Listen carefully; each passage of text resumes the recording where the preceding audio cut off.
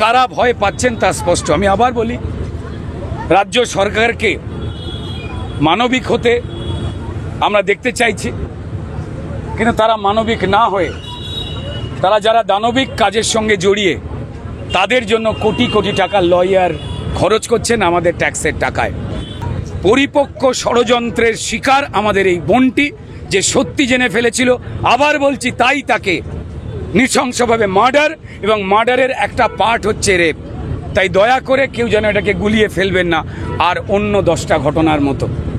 লক্ষ্মীর ভাণ্ডার নেন যারা পশ্চিমবঙ্গে রয়েছেন, তার সঙ্গে সঙ্গে কপিল সিব্বলরা যেভাবে ক্রিমিনালদের বাঁচাবার চেষ্টা করছেন,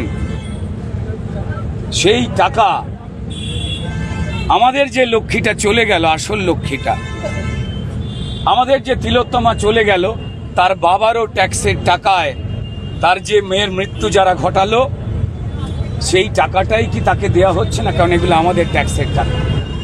যেভাবে ইনভেস্টিগেশনস চলেছে, যে পদ্ধতিতে, যে ধাপে, তাতে বিস্ময় ছাড়া কোনো কিছু প্রকাশিত হচ্ছে না। এবং প্রশাসনের তরফ থেকে সহযোগিতার বদলে যেভাবে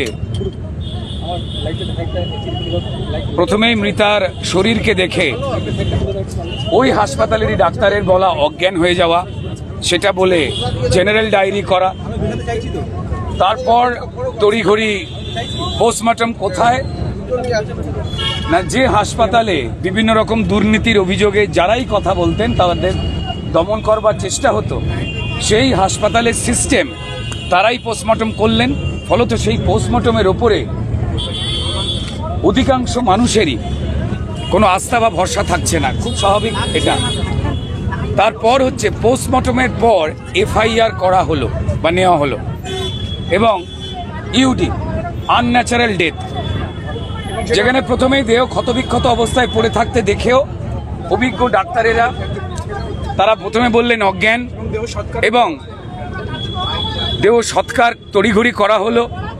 সবাই জানেন যে কোনোভাবে যাতে দ্বিতীয়বার পোস্টমর্টম না হয় তার একটা প্রশাসনিক প্রচেষ্টা হলো, এই বড় বেদনাদায়ক।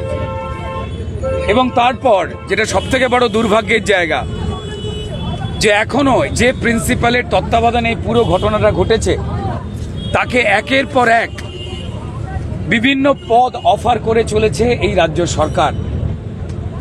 এ শুধু দুর্ভাগ্যজনক নয়, যে কোনো মানুষ, নারী পুরুষ নির্বিশেষে, যে কোনো জীবিকার, যে কোনো মতের, যে কোনো পথের, যে কোনো পেশার, তারা প্রত্যেকেই কিন্তু বুঝতে পারছেন যে এটা কোথাও একটা পরিকল্পনা রয়েছে। এবং যে কারণেই যেদিন হাইকোর্ট সিবিআই তদন্তের নির্দেশ দিচ্ছেন, সেই সময় পশ্চিমবঙ্গ সরকারের পিডব্লিউডি দপ্তর যে ঘরেতে আসলেই হত্যালীলার প্রাথমিক কাজ চালানো হয়েছিল এবং যেখানে হাত পা রক্ত ধোয়া হয়েছিল, সেই জায়গাটাকেই ভেঙে দেওয়া হলো এই তদন্ত চলাকালীন। এবং আরো চরম দুর্ভাগ্যজনক যে সুপ্রিম কোর্টে রাজ্য সরকার কাকে আড়াল করবার জন্য পশ্চিমবঙ্গের সাধারণ মানুষের ট্যাক্সের টাকায় এত কোটি কোটি টাকার উকিল দাঁড় করিয়েছেন, সেই রাজ্য সরকার কি একটুও মানবিকতা দেখাবেন না? হয়তো আমাদের প্রত্যেকটা সাধারণ মানুষের ট্যাক্সের টাকায় যে কপিল সিব্বলেরা এই প্রশাসনিক পদ্ধতিতে পুলিশ এবং স্বাস্থ্য বিভাগ এবং পিডব্লিউডি তাদের সংযোগে যেভাবে তথ্য প্রমাণ লোপাট, তথ্যকে নিয়ে অদ্ভুত অদ্ভুত যুক্তি করা, পোস্টমর্টম হয়ে যাওয়ার পর এফআইআর, এই ধরনের ঘটনা, যেখানে বিচারকরা বলছেন আমাদের 30 বছরে সুপ্রিম কোর্টের সম্মানীয় বিচারকরা আমরা দেখিনি ট্যাম্পারিং। আমি জানি না কপিল সিব্বল মহাশয়রা অত্যন্ত দামি উকিল, কোটি কোটি টাকা ফিজ এদের, সেই টাকা যেমন পশ্চিমবঙ্গের প্রত্যেকটা বাবা মা মেয়েদের চোখের টাকা, যারা লক্ষ্মীর ভাণ্ডার নেন, যারা পশ্চিমবঙ্গে রয়েছেন, তার সঙ্গে সঙ্গে কপিল সিব্বলরা যেভাবে ক্রিমিনালদের বাঁচাবার চেষ্টা করছেন,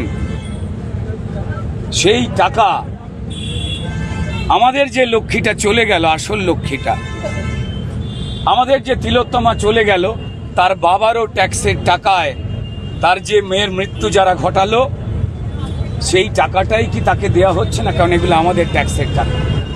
আমরা চাই, সর্বত্র আওয়াজ উঠছে বিচার চাই, বিচার চাই, আটকাবার চেষ্টা করা হচ্ছে, স্কুলে ফতোয়া দেওয়া হচ্ছে। আমার মনে হয় যে একটু মানবিকভাবে সরকার আসে, সরকার যায়, কিন্তু সেক্ষেত্রে বোধহয় মানবিকতা নিয়েই বিদায়টা হলে ভালো হয়। সেখানে স্কুলে কড়া নির্দেশ পাঠানো হচ্ছে, কোনো বাচ্চা, কোনো ছাত্র, কোনো ছাত্রী তারা প্রতিবাদ করতে পারবেন না, তারা বিচার চাইতেও পারবেন না। এ কেমন জিনিস? বিচার হয় তথ্য প্রমাণের ভিত্তিতে। সবাই জাস্টিস চাই বলছেন, আমি প্রত্যেকটা মানুষকে বলবো আরো জোরদার করুন জাস্টিস চাওয়া, কারণ জাস্টিস চাওয়া আমাদের গণতান্ত্রিক অধিকারের মধ্যে পড়ে। কোনো সরকার, কোনো ব্যক্তি তাদের বিফলতা, তাদের অন্যায়কে প্রশ্রয় দেয়া বা তথ্য প্রমাণ লোপাট যারা করছেন তাদের বারবার বিভিন্ন পদে উত্তীর্ণ করতে চাওয়ার মধ্যেই তারা কার পাশে দাঁড়িয়েছেন? তড়িঘড়ি দেহ পুড়িয়ে দেওয়া, এ বড় যন্ত্রণা, যাতে না দ্বিতীয়বার পোস্টমর্টম হতে পারে। আবার বলছি, জাস্টিস বিচারক দিতে পারেন তখন যখন তথ্য প্রমাণ সঠিক থাকে। ধরা পড়েছে কয়েকজন, সিবিআই ইনভেস্টিগেশন চলছে, তার মাঝখানে কেউ এটা অদ্ভুত কিছু শর্ত তুলে দিচ্ছেন। তারা নারী এবং পুরুষের মধ্যে সম্পর্কের বিভেদ এবং অবিশ্বাস যাতে তৈরি হয়, সেইখান থেকে শুধু এটাকে রেপের তকমা দিচ্ছেন। আমি বলবো যে যারা জাস্টিস চাই বলছেন, যারা নারী পুরুষের এই বিভেদ তৈরি করার চেষ্টা করছেন, ভালো করে ভেবে দেখুন, এই মৃতা ডাক্তার মেয়েটি কিন্তু একজন পুরুষের সন্তান। তার বয়ফ্রেন্ডকে রাস্তায় ফোন করেছিল, সেও পুরুষ। ক্রিমিনাল বা যারা পাপী হয় তাদের জেন্ডার হয় না। আর প্রশাসনিক পদ্ধতিতে একটা মৃত্যু ঘটানো হয়েছে, সেইটাকে চেপে দেওয়ার জন্য, যেমন অবশ্যই তার মধ্যে একটা পার্ট রেপ, কিন্তু যে নৃশংসভাবে একাধিক মানুষের যোগ সাজেশে এই ঘটনা ঘটেছে, এবং একা যে এখানে সঞ্জয় বলে ব্যক্তি নেই তা পশ্চিমবঙ্গের সব মানুষ বলছে। আমরা আর্টিস্ট ফোরামের পক্ষ থেকে নিরপেক্ষ জায়গা থেকে এটাই বলতে চাই যে রাজনীতির ঊর্ধ্বে উঠে কোনো ক্রিমিনালের পাশে না দাঁড়িয়ে বা কোনো ক্রিমিনালকে না বাঁচিয়ে যদি কোনো প্রশাসনিক দপ্তরের কর্তা হোক, নেতা হোক, মন্ত্রী হোক বা যেই জড়িত থাকে, তাদের কড়া শাস্তি আর্টিস্ট ফোরাম চাইছে। আবার বলছি, প্রশ্ন উঠছে প্রমাণ লোপাটের এই নিয়মগুলো ভেঙে যা মাননীয় সুপ্রিম কোর্ট বলেছেন, কিন্তু তবুও আর কেউ বলছেন সিবিআই কতদিনে বার করবে, একটা ধোঁয়া তুলছেন। যেখানে প্রমাণ লোপাটের চেষ্টাই সবাই দেখতে পেয়েছেন, গুলিয়ে দেওয়া হয়েছে, সেখানে সিবিআই এর মতো যে কোনো তদন্তকারী সংস্থাকে কাজ করতে গেলে হাতের সামনে প্রমাণ নেই। রুদ্রদা, মৃতদেহ পুড়িয়ে দেওয়ার বিষয়টা নিয়ে কি বলবেন? দেখুন, মৃতদেহ পুড়িয়ে দেওয়ার ক্ষেত্রে অত্যন্ত তৎপর ভূমিকা নিয়েছিলেন পশ্চিমবঙ্গে যারা শাসক দল রয়েছেন, তাদের এলাকার বিধায়ক এবং কাউন্সিলর।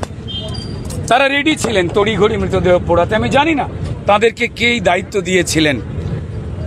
আমার বারবার মনে হয়েছে যে রাজনীতির ঊর্ধ্বে মানুষ হয়, মানুষের ঊর্ধ্বে প্রাণ হয়। প্রশ্ন তো উঠে আসছে যে এর আগে এই হাসপাতালে যে ডাক্তার, সিনিয়র ডাক্তার, যে প্রফেসর বা যে স্টুডেন্টস যারা ভয়েতে মুখ খুলতে পারছেন না, তাদের থেকে কি আমাদের এই মৃতা ডাক্তার তিলোত্তমা, সে কি একটু বেশি জেনে ফেলেছিল? এ প্রশ্ন প্রত্যেকটা মানুষের কাছে আসছে। না হলে প্রশাসন এত তৎপর কেন? রুদ্রদা, আপনি কি মনে করেন যে এক্ষেত্রে একের বেশি, কারণ গ্রেপ্তার এখনো পর্যন্ত সেক্ষেত্রে একের বেশি একাধিক ব্যক্তি জড়িত বলে মনে করেন এই ঘটনায়? দেখুন, আমি নিরপেক্ষভাবে একটাই কথা বলতে পারি যে ইনভেস্টিগেশন চলে তার পদ্ধতিতে। কোন পদ্ধতিতে? পশ্চিমবঙ্গে আমাদের চাল ডাল রেশন আমাদের নামে আসে, কিন্তু আমরা পাই না। আমাদের ছেলে মেয়েগুলো পরীক্ষা দেয়, কিন্তু তারা চাকরি পায় না।